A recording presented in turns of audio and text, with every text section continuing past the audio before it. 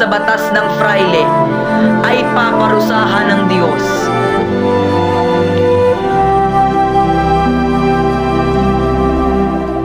Mga hangal!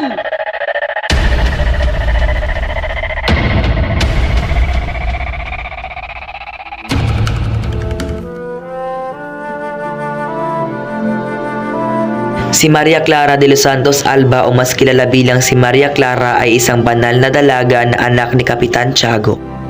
Isang mayamang Pilipinong inchik at ang kanyang ina na si Doña Pia Alba na isang Pilipinang may lahing Kastila.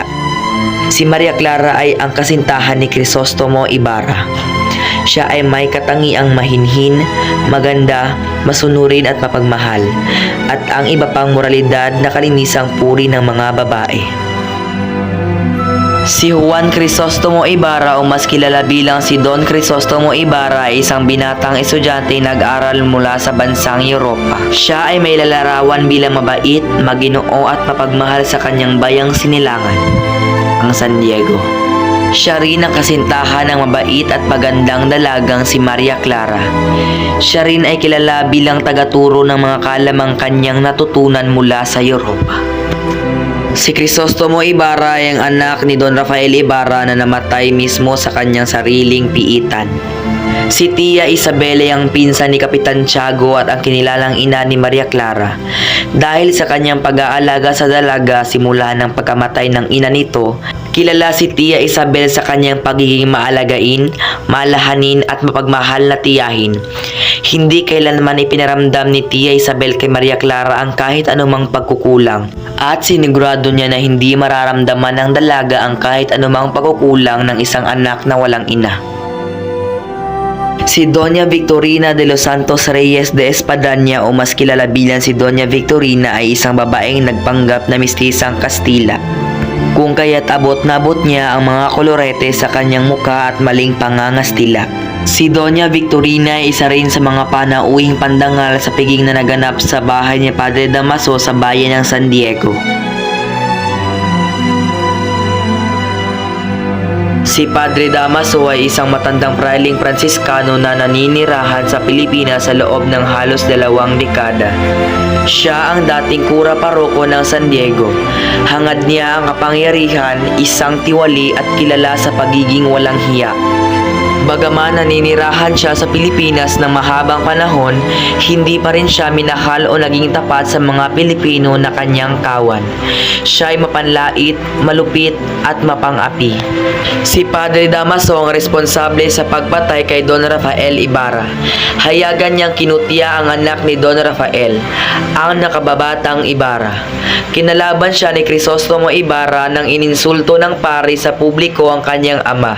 At dahil dito, pinaalis ng pari si Ibarra sa simbahan. Si Padre Salve ay isa sa mga ginagalang na kura ng bayan ng San Diego. Siya ay may lalarawan bilang kurap at mapandinlang na pari na ginagamit ang kanyang kapangyarihan at impluwensya upang pagsabantalahan ang mga tagabayan para sa sariling pakinabang. Ang kanyang mga kilos at pag-uugali ay naglilingkod bilang komentaryo sa mga pang-aabuso at kawalang katarungan na ginagawa ng mga Kastila noon sa Pilipinas. Ang sinumang hindi sumunod sa batas ng fraile ay paparusahan ng Diyos. Si Kapitana Maria ang tanging babaeng makabayan na pumapanig sa pagtatanggol ni Ibarra sa alaala ng kanyang ama. Si Kapitana Maria ay isang ina na may bukod tanging hangarin para sa kanyang mga anak. Hindi sila mayaman o kilalang pamilya sa San Diego. Ngunit alam niya sa kanyang sarili na mayroon siyang mapagmamalaki ang pagkakaroon ng simpleng pamumuhay kasama ang kanyang pamilya.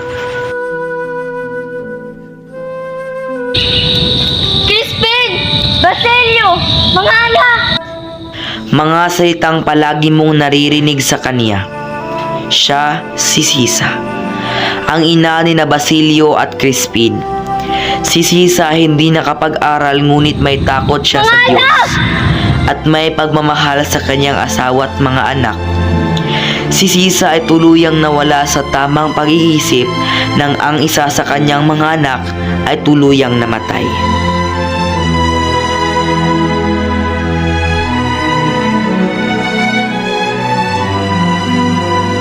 Si Doña Pia Alba ay ang asawa ni Kapitan Tiago at ina ni Maria Clara na nagmula sa Santa Cruz. Siya ang tumutulong sa kanyang asawa sa pagpapayaman at pagpapataas ng kanyang katayuang panlipunan. Hindi nasisiyahan si Doña Pia Alba sa hanap buhay ng kanyang asawa bilang mangangalakal na bumibili ng asukal, kape at dina upang ibenta. Si Basilio at Crispin ay ang dalawang mga anak ni Sisa.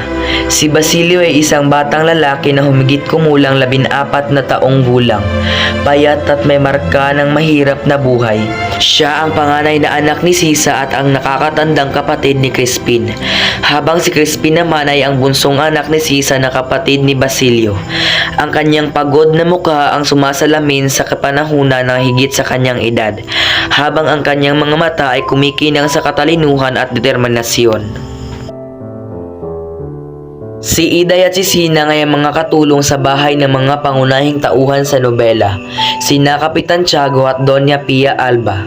Sa nobela, ipinapakita ang kanilang kabutihan at pagiging matulungin sa mga taong nakapaligid sa kanila.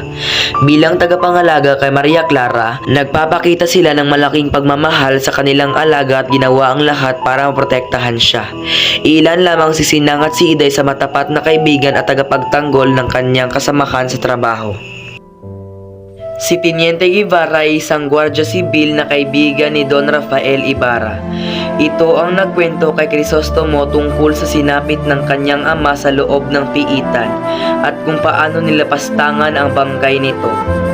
Si Don Rafael Ibarra ay ang ama ni Crisostomo Ibarra na namatay sa sarili nitong piitan, kung saan ang bangkay nito ay sinalaula at itinapon sa ilog.